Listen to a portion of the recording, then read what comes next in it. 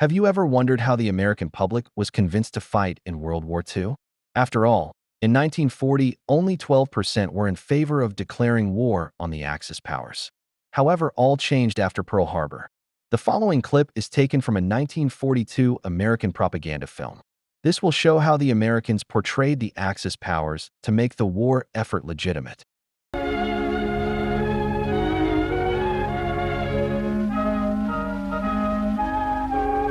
What are these two worlds of which Mr. Wallace spoke? The free and the slave. Let's take the free world first. Our world. How did it become free? Only through a long and unceasing struggle inspired by men of vision. Moses, Muhammad, Confucius,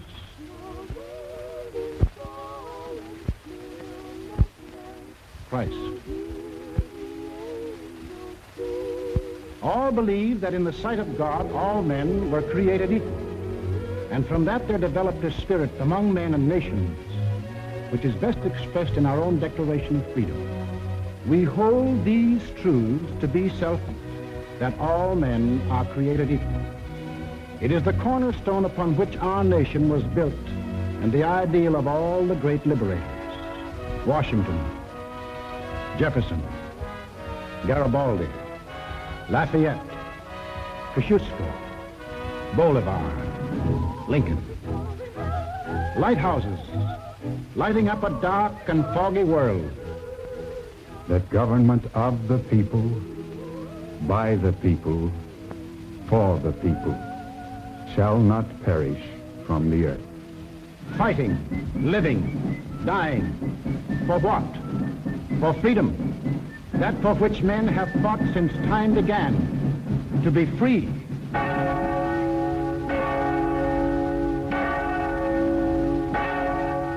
Is life so dear or peace so sweet as to be purchased at the price of chains and slavery?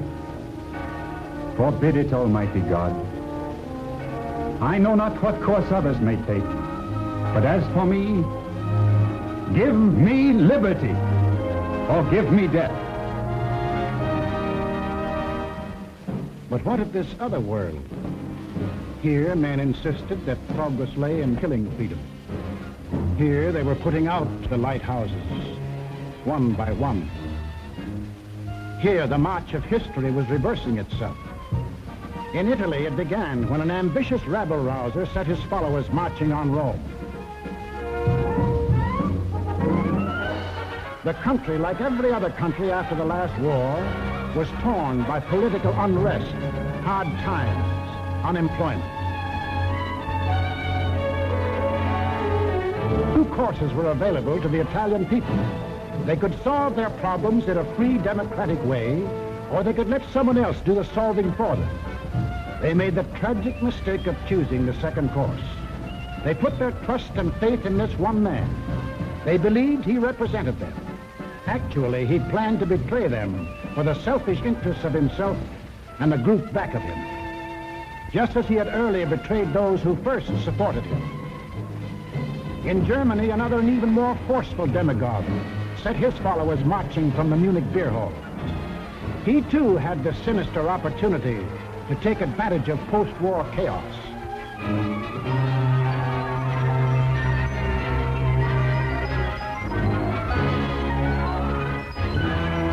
But he also had certain distinctive German characteristics to play on.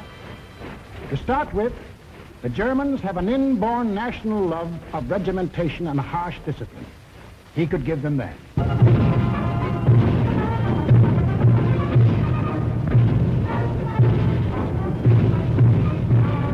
The German army, and through them the people, had never acknowledged German defeat in the last war and were anxious for revenge. That too he promised them. The wealthy and powerful industrialists were fearful of losing any of their wealth and power, and were ready to back anyone who would retain it for them. He promised to take care of them, too. This man cunningly played all these ends against the middle, and ruthlessly set out to murder the newborn German Republic. As the will of the emperor, and To the Japanese people, the emperor is God. Taking advantage of their fanatical worship of the god emperor, it was no great trick to take away what little freedom they had ever known. Yes, in these lands, the people surrendered their liberties and threw away their human dignity.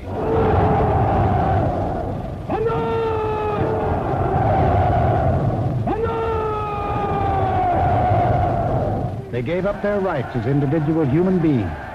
They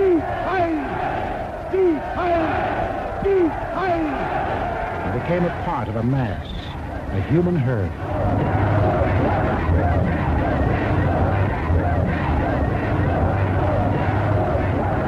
Although these countries were far apart and different in custom and in language, the same poison made them much alike. Each got a new uniform. In Italy, the new bosses wore black shirts. In Germany, the shirts were brown. In Japan, they hid behind the uniform of the army. But really, they belonged to a sinister, secret society. Their symbol was a black dragon. The other fellows had to have a symbol, too. Germany, a swastika. In Italy, the old Roman symbol of the fascists. In Germany, they called the new order National Socialism, or Nazism. In Italy, they had a shorter word, fascism. In Japan, they had lots of names for it. The new era of enlightenment, the new order in Asia, the co-prosperity sphere. But no matter how you slice it, it was just plain old-fashioned militaristic imperialism. The Japs would get the prosperity, and the others would get the coal. They say trouble always comes in threes. Take a good close look at this trio. Remember these faces. Remember them well. If you ever meet them, don't hesitate. Der eine wahrhaftige Weltenschauspatzer sein. Und zweitens, Sie wollten, Herr...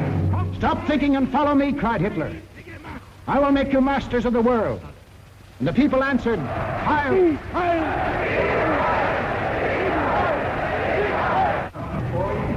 Stop thinking and believe in me, bellowed Mussolini, and I will restore the glory that was Rome. And the people answered, Duce, Duce. Stop thinking and follow your God Emperor, cried the Japanese warlords, and Japan will rule the world. And the people answered, Banzai, Banzai. Each system was alike in that the constitutional law-making bodies gave up their power. The Reichstag in Berlin, the House of Deputies in Rome, the Diet in Tokyo. And these elected representatives became collections of stooges, rubber stamp organizations. Applauding on cue the words of the leaders. Each system did away with free speech and free assembly. Each system did away with a free press and substituted a press controlled by the party. Through their ministries of propaganda, each took complete control of the theater, the movies, the radio. Every cultural activity and every channel of information was controlled by the most important members of the party. Each did away with free courts and trial by jury, and substituted courts and judges run by the party. Each abolished labor unions and the rights of bargaining for wages. Fertig machen zur Meldung! Achtung! Abteilung 6, 310 mit 13114 beim Grabenbau. Danke. Heilser! Heilser! Lassen Sie weiterarbeiten. Weiterarbeiten! And under the pretext of patriotism established a system of forced labor. Each enforced its decrees by an army of secret police who held the power of life and death over every individual. And for the few who still believed in freedom and said so, there was a ready answer.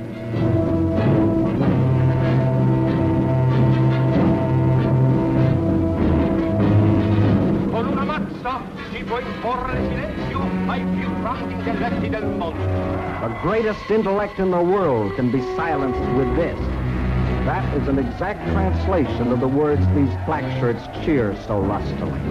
sagen nur so viel. Wenn ich das Wort Kultur höre, dann greife ich schon nach meinem Revolver. Whenever I hear anyone mention the word culture, the first thing I do is reach for my gun. Yes, they had the answer. The blackjack and the gun.